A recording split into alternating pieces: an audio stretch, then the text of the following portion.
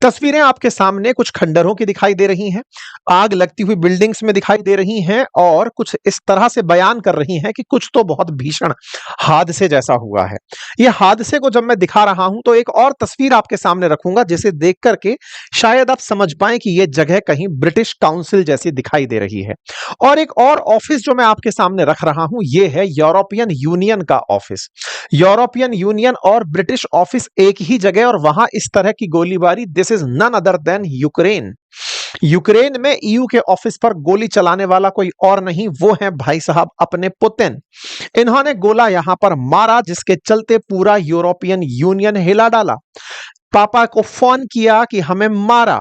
पापा क्या बोले आज के सेशन में हम बताएंगे। इतना ही नहीं, हम यह भी बताएंगे कि ईयू मेंबर्स में से एक देश इस समय यूक्रेन को झड़प दिया है। किस बात के लिए, तो आज के सेशन में उसका भी जिक्र करेंगे। फिलहाल के लिए बड़ी खबर यह है कि जहां एक और ट्रंप के द्वारा रशिया यूक्रेन को शांत कराने के लिए तमाम प्रयास किए जा रहे हो, भारत पर दबाव बनाने की रणनीति अपनाई जा रही हो, लेकिन उसके बावजूद भी रूस ने यूक्रेन पर हमला किया और हमले के साथ साथ 18 लोगों की जान लेना क्लेम किया गया है। यूक्रेन की तरफ से क्लेम है कि 17 से 18 लोगों की मौत हो चुकी है, जिनमें से 3 या 4 बच्चे हो सकते हैं। साथ ही साथ में जानकारी यह भी निकल कर आ रही है कि रूस को किसी का डर नहीं है, वो सीधा ब्रिटेन को और यूरोपियन यूनियन के ऑफिस को टारगेट कर रहा है। तो इस तरह के टारगेट क्या इशारा करते हैं, आज के सेशन में जिक्र करेंगे, डिटेल से इस बात को समझेंगे, क्योंकि अल्टीमेटली इस समय यूरोपियन यूनियन देशों में खलबली है। और खलबली इस बात की कि हमें ना केवल यूक्रेन अपितु अब तो आस पड़ोस के देशों की भी सुरक्षा कर ही लेनी चाहिए, क्योंकि रूस डर नहीं रहा है, वो सीधा यूरोपियन यूनियन को टारगेट कर रहा है। जेलेंस्की ने अपनी तरफ से दुनिया के सामने तस्वीरें रखना शुरू किया और कहा कि दुनिया वालों, आप भले ही पुतिन को मना लो, लेकिन उन्हें विश्वास केवल नुकसान में है और नुकसान के नाम पर उन्होंने हमारे यहां पर ये गुम गोले बरसाए हैं। लगभग 18 लोग अब तक हमारे गोलों में मारे जा चुके हैं। यह तस्वीर दिखाते हुए जेलेंस्की ने पूरी दुनिया से आह्वान किया कि पुतिन को किसी तरह से तो रोक लो। भारत पर प्रतिबंध लगाने के बावजूद भी वो नहीं रुक रहा है, करें तो करें क्या।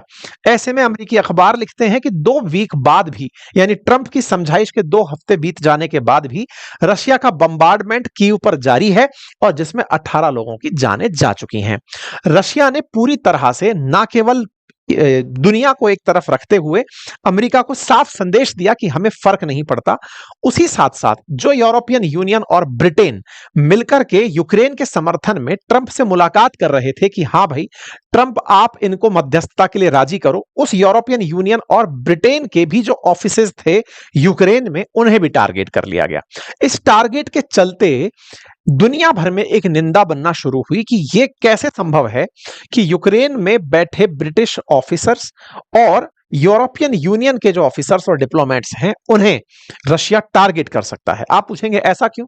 असल मायने में वियना कन्वेंशन कहता है कि दुनिया के जिन्हीं भी देशों में युद्ध चल रहा होगा, किसी दूसरे देश के डिप्लोमेट को टारगेट नहीं किया जाएगा। दुनिया में शांति बनाए रखने के लिए डिप्लोमेट्स की सुरक्षा अकॉर्डिंग टू वियना कन्वेंशन बहुत ज्यादा मायने रखती है। लेकिन उस मायने में अगर आप ये वीडियो देखें तो आपको यह समझा सकता है कि कैसे शांत क्षेत्र में अचानक भरी कॉलोनी में आकर के रूस की एक मिसाइल गिरती है और यूक्रेन के अंदर लोगों की जान ले लेती है। तबाही के मंजर तस्वीरों में दिखाई देते हैं। हम समस्त भारतीयों में इसके प्रति अब सांत्वनाएं भी खत्म हो गई हैं। उसके पीछे का रीजन है कि जिस यूक्रेन के चलते हमारे देश में न जाने कितने लोग अब बेरोजगारी के दर्द में होंगे, यह चीज हम समस्त भारतीयों को परेशान भी नहीं कर रही है अब कि ठीक है तुम्हारे साथ तुम्हारे कर्म है, क्योंकि तुमको मनाने के लिए जितने भी प्रयास थे वो भी सब विफल रहे। डिप्लोमेसी, डायलॉग, पीस तुम्हारे लिए केवल शब्द रह गए। हम तुम्हारे साथ हुए इस नुकसान पर सांत्वना जरूर दे सकते हैं, लेकिन तुम्हारे नुकसान के चलते अमेरिका हम पर सैंक्शन लगा दिया, यह तो तुम्हारी ही भड़काने वाली नीति रही होगी। क्योंकि इन्हीं के विदेश मंत्री भारत से कहा करते थे कि आपके हाथ खून से सने हैं। भारत हमेशा कहता रहा कि हम कोई खून खराबा नहीं कर रहे, हम अपने देश के अंदर दुनिया की जो सबसे ज्यादा आबादी रहती है उसे सस्ती ऊर्जा उपलब्ध करा रहे हैं, जो कि हमें रूस से मिल रही है। अगर कहीं और से मिलेगी हम वहां से मिलेंगे। इंडिया ऑलरेडी लगभग 3 से अधिक, मतलब 2 दर्जन से अधिक देशों से तेल आयात करता है। उनमें से रशिया एक है। हालांकि उससे हम युद्ध से पहले बहुत कम तेल आयात करते थे, लेकिन तुम्हारे प्रतिबंधों के चलते वो तेल सस्ता करता चला गया और हमें सस्ता माल खरीदने के लिए अमेरिका ने कहा और हम खरीदते चले गए। अब तुम्हें लगता है कि हमारे खरीदने से उसे पैसे मिले, ये बिल्कुल वैसे ही है जैसे अमेरिका को लगता है कि टैरिफ लगा दो क्योंकि इंडिया माल बेचकर पैसे कमा रहा है, लेकिन वो ये भूल जाता है कि माल वही लोग खरीद रहे हैं, जरूरत माल की उन्हें भी है, लेकिन वो टैरिफ लगाकर हम पर एहसान कर रहे हैं कि तुम्हारा माल खरीदकर हम तुम पर एहसान करते हैं। बिल्कुल वैसे ही रशिया से तेल खरीदकर हम पैसे दे रहे थे, लेकिन इन्हें लगता है कि हम केवल पैसे दे रहे थे, बदले में हम कुछ नहीं ले रहे थे। खैर जो भी है, रशिया ने अपनी तरफ से यूक्रेन पर बढ़िया मिसाइलें दागी, ड्रोन चलाए, 600 से अधिक ड्रोन चलाने की खबरें निकल कर आई। जहां तहां देखा जाए वहां पर मल्टीपल मिसाइल अटैक हुए। आपके दिमाग में प्रश्न आ सकता है कि भाई ऐसा भी क्या हुआ कि 600 से अधिक ड्रोन और 30 बैलिस्टिक मिसाइल और क्रूज मिसाइल रूस ने जेलेंस्की के ऊपर दाग दी। इस तरह के हालात के पीछे का रीजन क्या रहा होगा वो मन में जरूर आएगा, लेकिन हां, यह बात भी आपको निश्चित ही सोचने पर विवश कर देगी कि ऐसी क्या घटना हुई होगी जिसके चलते रूस ने ब्रिटिश काउंसिल और यूरोपियन यूनियन का जो ऑफिस है यूक्रेन के अंदर, जो इन्होंने बनाए हुए हैं अपने प्रतिनिधियों को बिठाने के, उन्हें टारगेट किया। यह प्रश्न निश्चित ही आपके दिमाग में आना चाहिए। खैर फिलहाल के लिए यूक्रेन के विदेश मंत्री ने अपनी तरफ से कहा कि देख लीजिए, पुतिन का कतई विश्वास डिप्लोमेसी, डायलॉग और पीस में नहीं है। ये देखिए किस तरह से उन्होंने ईयू तक के ऑफिस को नुकसान पहुंचा दिया। यहां तक कि अमेरिका के जो प्रतिनिधि अपॉइंटेड हैं यूक्रेन में, वो भी यही बात बोलने लगे। हालात तो ये हो गई कि ईयू के जितने भी बड़े लीडर्स हैं, सबके ट्वीट इस बात पर आने लग गए कि पुतिन हाय हाय के नारे लगने लग गए। उर्सुला वॉन डेन हो, ये तमाम नेता जितने भी हैं, एंटोनियो कोस्टा हैं, है ना, काला कजा कलास हैं, इमानुअल मैक्रोन हैं, या फिर फेडरिक मर्ज हैं, कीर स्टारमर हैं, जितने भी नेता आप जानते हैं यूरोप के बड़े, ईयू के नेता बड़े हों, फ्रांस हो, ब्रिटेन हो, जर्मनी हो, सबने इसकी निंदा करी कि भाई आपने जान ली सो ली, आपने यूरोपियन कमीशन तक का ऑफिस नहीं छोड़ा। सब तरफ से जब पूरी तरह से विरोध आ लिया तो सब निश्चित है कि इस पूरे विरोध में रूस के खिलाफ एक भाव था कि आपने यूरोप को भी डरा दिया। अब तक यूक्रेन तक सीमित थे, आपने यूरोप के, ये बिल्कुल वैसे है, अगर आपको ध्यान हो तो एक बार इजराइल ने सीरिया के अंदर सीरिया के अंदर ईरान की एम्बेसी पर हमला कर दिया था। ईरान की एम्बेसी पर जब हमला हुआ था तो ईरान ने उसे खुद पर हमला कंसीडर किया था और यह कहा था कि हम पर हमला हुआ है, इसलिए ईरान ने फिर अपने देश से इजराइल पर मिसाइल दागी थी। आपको थोड़े दिन पुराना वीडियो अगर हो सकता है मेरे चैनल पर आपको मिल जाएगा, आप देखिएगा, अंकित इंस्पायर इंडिया पर हमने डाल रखा है। अभी भी कुछ वैसा ही हुआ। क्या हुआ कि यूरोपियन कमीशन का ऑफिस यूक्रेन में है, उस ऑफिस पर अगर हमला हुआ है तो टेक्निकली तो ये यूरोपियन कमीशन पर हमला है भाई, यूरोपियन यूनियन पर हमला है। लेकिन यूरोपियन यूनियन के देश इतने डरे हैं रूस से कि वो केवल निंदा कर सकते हैं और निंदा के साथ साथ भविष्य में ऐसे हमले ना हो इसकी प्लानिंग कर सकते हैं। प्लानिंग के नाम पर इन्होंने बाकायदा एक स्कीम लॉन्च कर रखी है जिसमें कि 150 बिलियन यूरो यूरोपियन देश खर्च कर रहे हैं ताकि वो भविष्य में ऐसे हमलों से बच सकें। डिफेंस इक्विपमेंट खरीदेंगे, नए हथियार बनाएंगे, यूक्रेन को भी देंगे और खुद भी रखेंगे ताकि रूस से उनको होने वाले नुकसान से रोका जा सके। खैर कोई बात नहीं साहब, जेलेंस्की ने दुनिया भर में ये पूरा डंका पीट दिया कि ऐसा हुआ है ना। इधर की तरफ उर्सुला वॉन डेन निकल कर आती हैं और वो कहती हैं कि हमने जो एनर्जी मतलब सेफ जो स्कीम चलाई है जिसके तहत हम यूक्रेन पर और यूरोपियन देशों पर जो हमले होंगे उसको बचाने के लिए 150 बिलियन यूरो का प्रोजेक्ट है, वो आने वाले समय में हम लोगों को बचाएगा। अब सवाल जब चलते रहे तो बड़ा सवाल इस बात पर आया कि रशिया अचानक क्यों भड़का और भड़का सो भड़का इन लोगों पर क्यों भड़का। मतलब ये बात अगर गहराई से देखी जाए तो ये तो सबको खुली चुनौती है ना, ट्रंप को ही नहीं, नाटो को भी है, यूरोपियन यूनियन को भी है, सबको चुनौती है कि लो मैंने तो गोला मार दिया, अब क्या कर लोगे। अब इसके पीछे की जो कहानी है ना वो आपको जानना बहुत जरूरी है। मैं आपके सामने एक वीडियो रख रहा हूं, आप उसे देखिएगा। ये एक वीडियो है जो रशिया के भीतर का वीडियो है।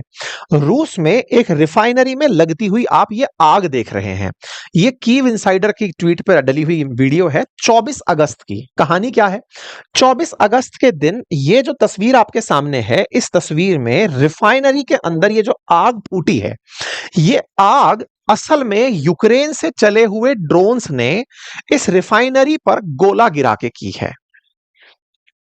कुछ समझ पाए? आप पूछेंगे कि हैं अभी तो आप रशिया का यूक्रेन पर हमला बता रहे थे, अब क्या बता रहे हो। हमने कहा अब बता रहे हैं कि यूक्रेन ने रूस में रिफाइनरी पर हमला किया था 24 तारीख। और इस हमले को इन्होंने अपनी तरफ से बड़ी उपलब्धि बताया था। ये कहा था कि हमने रशिया की कैश मशीन पर हमला कर दिया है, और तो और हमने ये सारा काम अपने खुद के देश में बने ड्रोन के हमले से किया है।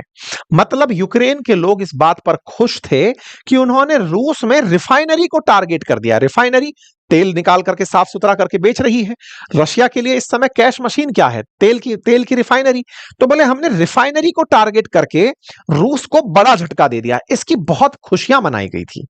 इसकी खुशियों को इन्होंने खूब पोस्ट कर करके सब जगह दिखाया था, देखो हमने क्या कर दिया है। इससे एक दिन पहले इन्होंने एक कारनामा और कर दिया था, और वो क्या था?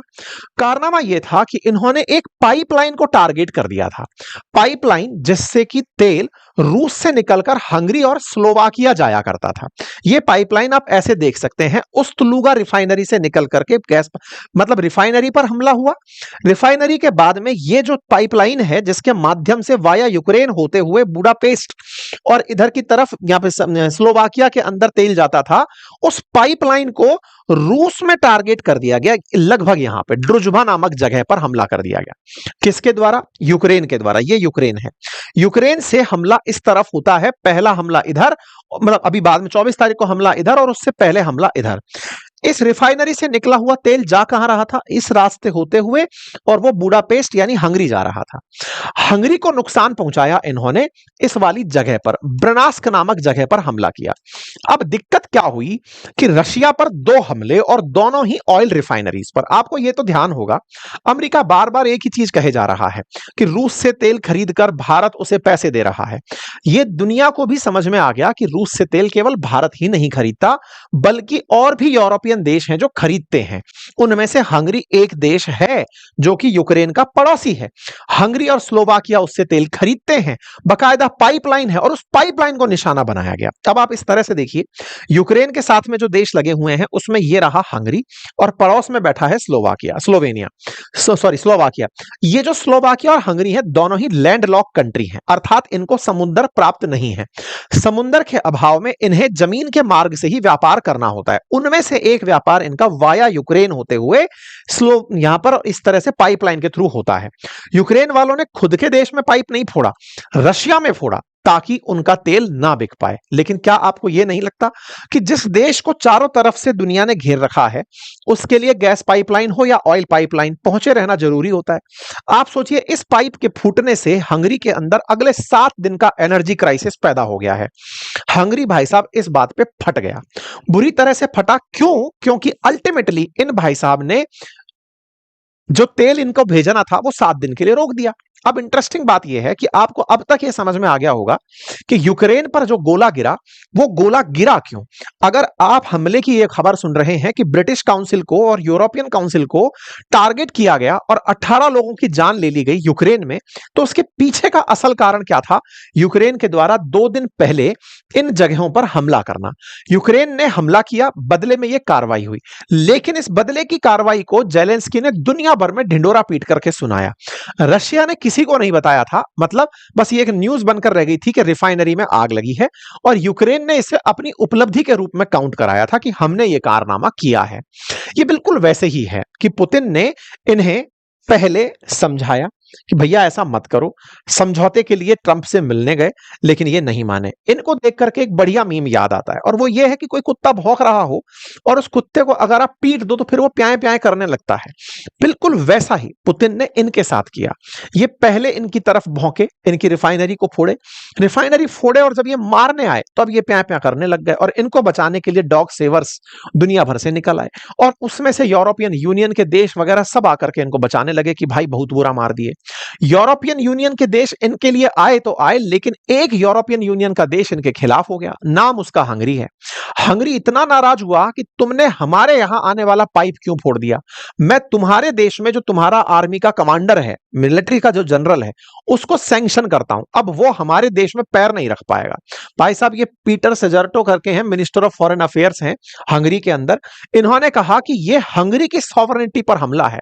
आपने यूक्रेन से निकलकर रूस में गोला चलाया वो आपका से है, लेकिन असल में नुकसान इससे हंगरी का हुआ। 7 दिन तक एनर्जी क्राइसिस हमें हो गया। अब हंगरी को दिक्कत जो हुई है, इसके चलते हम अपनी तरफ से कमांडर ऑफ मिलिट्री यूनिट जो है ना, जिसने ये कारनामा किया, उसको सैंक्शन कर रहे हैं। कौन से देश का? यूक्रेन का। और उसे सेंजन एरिया में, जहां जहां पर बिना पासपोर्ट के एंट्री शुरू हो सकती है, वहां सब जगह हम उस आदमी को बैन कर रहे हैं। भाई साहब, इन्होंने बैन मार दिया। अब दो पड़ोसियों का झगड़ा था, अभी रशिया यूक्रेन चल रहा था, इधर हंगरी नाराज हो गया। इस बात पर यूक्रेन वाले चिढ़ गए कि देखो कितना बेशर्मी है, हम झगड़ा कर रहे हैं रशिया से, तुम हमसे झगड़ा कर लिए। तो भाई साहब ये बोलते हैं कि आप हमसे झगड़ा किए, हमारा युद्ध नहीं है ये, तुम्हारा युद्ध है, तुम लड़ो, हम अपना नुकसान क्यों भुगते हैं? अगर तुम्हारी वजह से युद्ध हो रहा है तो भाई हम अपना बदला पूरा लेंगे। हंगरी खुलेआम भाई साहब इन पर चढ़ गया। इस पर पूरी तरह से हंगरी ने, मतलब यूक्रेन ने हंगरी के एम्बेसडर को बुलाकर झाड़ दिया कि यार तुम हमारे साथ युद्ध में ही नहीं हो। तो वो बोला भाई साहब ये युद्ध आप रशिया और यूक्रेन लड़ रहे हैं, हमारा तेल क्यों रोका जा रहा है? हमको दिक्कत नहीं होनी चाहिए। भाई साहब इस तरह का कलेश इस समय मचा हुआ है।